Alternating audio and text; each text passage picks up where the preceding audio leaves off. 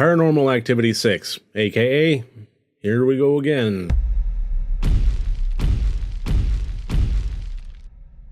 Welcome to RotD, review of the day. And today I'm going to be taking a look at the 2015 movie Paranormal Activity, The Ghost Dimension. The sixth in the series, the final, who knows, probably, maybe not. I'm also breaking one of my own rules. Principally, I kind of made this sort of halfway promise, at least a guideline, to not review any sequels until I review the original and then laid the groundwork from there. However, I kind of wound up in a situation where we needed something to watch. It was up in the queue. I couldn't think of a really good reason why not, and I didn't feel like watching 5 Paranormal Activity movies again to get to this one. So I watched it, and as long as I watched it, I may as well review it. So let's go ahead and get into it. As always, 5 different categories, each category worth up to 20 points for a total possible score of 100 points. Now, the first category is plot, and again, I know I've said this in every video, but I'm probably going to say it in every video. This review is spoiler-free. If you haven't seen the movie yet, this review is safe to watch. There will also be a deep dive discussion video that will accompany this one that is full of spoilers, but this video right here is safe. So the first category is plot, and the plot of this one is family has moved into this house. It looks like some time has passed. It's not like they moving boxes are still packed up. They're established. Regardless, it's a man, a wife, and their little daughter, and looks like a family friend, and the husband's brother, who's getting out of a bad relationship, broken up with his girlfriend, moves in, or at least stays with them for a couple weeks, and that's where the movie kicks off. And the brother happens upon a box, and in it is a camera with all sorts of old VHS tapes, and as they watch them, as they use the camera, weird things are happening. This film deviates from the other previous Paranormal Activity movies insofar as they have a new device now where this camera isn't just a normal VHS camera, it is something special that has the ability to see the paranormal activity in ways that other cameras or the naked eye can't. And I thought that was an interesting gimmick. Let's call it what it is. It's a gimmick, but I thought that they actually played it pretty well. There was a critical element of it that I didn't like, and I'm going to go over that in the technical category. But as far as a plot device goes, I thought it did pretty well as far as differentiating it from the rest of the movies and adding another element to it that you need to constantly be making it fresh if you're going to be tacking on movies to the end of a franchise. And I thought that this element to it actually did that fairly well. Even so, there really just wasn't a whole lot of plot to be had. And I think one of my major complaints about it, I'm not really going to be able to get into until I get into the deep dive discussion and can talk about spoilers. And when I do, interestingly enough, I couldn't believe that I'm going to be going this route, but I can't think of a better example that I could go than to compare this movie to A Nightmare on Elm Street 3. We'll see what I come up with on that one. But interesting plot elements, interesting plot devices, just not a very interesting plot. I gave it a 9 out of 20. I thought it was sufficiently entertaining. I at no point wanted to turn the movie off. I do think it ran just a little bit long, and it repeated itself a little bit too much with the rhythms that it was established. But 9 out of 20 for that.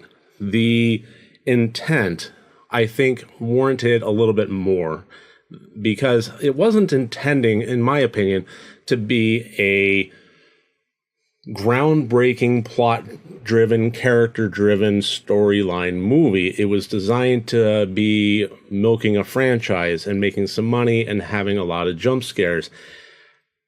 I appreciate the honesty of that, and in that, I thought they succeeded fairly well. At the end of the day, you do need some manner of plot. I do think that it got more on the intent category than the plot one, but still not a huge score. I gave it a 13 out of 20 for intent. The acting, they didn't really throw a whole lot our way in terms of range. It pretty much went from befuddled to frightened to befuddled to frightened to befuddled. That's pretty much what we got out of it. I think the standout performance was of the daughter, the little girl. I thought that she did a very good job in... there's a critical portion of it where it's not just... everybody's affected by what's going on in the house in different ways, no more so than the little girl. And as she's going through her transition of being affected, I thought she did a very stellar performance. Even so, with all the other characters, there just wasn't a whole lot to go on, and it was a little stiff and a little stilted, and I don't know if my giving it a lower score on the acting is fair. It is what it is, but ultimately, did I have a trouble with the acting, or did I have trouble with the believable characters? And does one lend itself to the other? The fact is, the characters weren't terribly believable, and I was constantly thinking how odd it was in their response to what was going on. And I think that was a combination of directing, writing, and acting, but I gave the acting 12 out of 20 points. And I think, honestly, as high as that is mostly due to the little girl's performance. I thought Ivy George did a phenomenal job.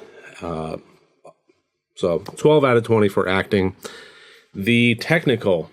Now, the technical I really liked as far as the special effects that were in the movie and the creature effects that were in the movie and how they established a lot of shots. Doing a found footage movie is typically not the easiest thing in the world from a technical point of view, just because you're creating a lot of problems for yourself. You're saving money on budget, but you're creating a lot of problems for yourself in terms of believable plot line and technical, shooting angles, lighting angles, things like that. And this one was more mobile than just static cameras up in the corner, snapping from one to the other, which I think made it even more difficult and even more admirable that they pulled it off fairly well on the technical side. But I did have a major grievance with the technical portion, and that is this special camera that they found. Ultimately, it's a VHS camera, and it looked... When it was going through that point of view, it looked like this. When, in my opinion, it should have looked like this. Now, that may be a small pet peevish thing, and it could even be explained away by the plot device that this camera was a special, spooktacular, specter grabbing whatever, but it still doesn't change the technical issue that it created down the road when you are having multiple cameras, including this one, constantly going from shot to shot to shot to shot to shot in different angles. People on their phone, people holding I'm assuming a regular camera, and integrating this one into the mix. But this one is special. This one is supposed to see things that you don't understand and that the others can't. So it is your special eyes into that world, and when it's that subtle, when it really shouldn't be, when it should be a very stark difference between high-def digital 1080p camera mode and old analog VHS camera, it doesn't provide enough of a differentiation between them to give you a sense of, now I'm looking at this one. Cut to the next. Okay, that's high def. I can't see the entity there. Oh, but now we're on this one. Now I can see something happening. There wasn't enough time in the quick shots for you to really register what camera was looking at what, and if you should be looking for a shadowy thing in the corner, anything like that. So it was a technical problem for me, and considering that went for the pretty much 80-90% of the movie, peppered throughout at least, it was a major component of it. So yes, nitpicky, but it was still a big part of the movie. So that means it was a big part of the problem. So as good as I thought the technical bits were, I really couldn't give it above a 13 out of 20. And lastly, the fear quotient. I also gave this a 13 out of 20. And here's why. This movie, just like a lot of the other Paranormal Activity movies, relied almost exclusively on jump scares. And I give it some props that it managed to eke several of those moments out of me where I did jump. But it's really all that it had. And some worked, some didn't. When they did work, they worked phenomenally well. And I have to give some major tip of the hat to that one. But it felt predictable and it felt monotonous. And there was a sense that as these characters are being, if you've seen any of the Paranormal Activity movies, you know that there's really no happy endings to be had. I'm not going to give any spoilers to this one, whether it does or not. But what I am going to say is there is a predictable journey for these characters. Again, not saying how it ends, but there is a predictable journey for these characters. And as you're going through the jump scares, as you're watching them go through this meat grinder, and as you're losing hope in any good outcome for them, you are also, with these jump scares and with the predictability and with the, like I said earlier, I think the movie went on a little too long. It starts to just kind of wear on you that you're going through this and you're getting a little tired of it. So I wish that it had more to offer than just jump scares. But what they had, I thought worked pretty well. So 13 out of 20 for there as well. So that gives us a total score of 60 points out of 100. Overall, not too bad. If you like the Paranormal Activity series, if you like those kind of found footage movies, I think that you'll like this one. I think that's a fairly safe statement. There are elements of it that I couldn't get past on a technical level. There are also plot holes that are the size of Jupiter. But I'm going to get into those in the deep dive discussion. A lot of those affected the score to the point of, why it's not getting any higher than 60 out of 100. But I still found it enjoyable. I don't regret watching it. And if I hear anybody say, can you make a recommendation? I like found footage movies. I like these static set up in the corners kind of household surveillance CCTV shots movies. I would recommend this one and I would send it their way. So take that for what you will. And that should about do it. Remember, next time you want to watch a horror movie, first make sure that it's good and rotted.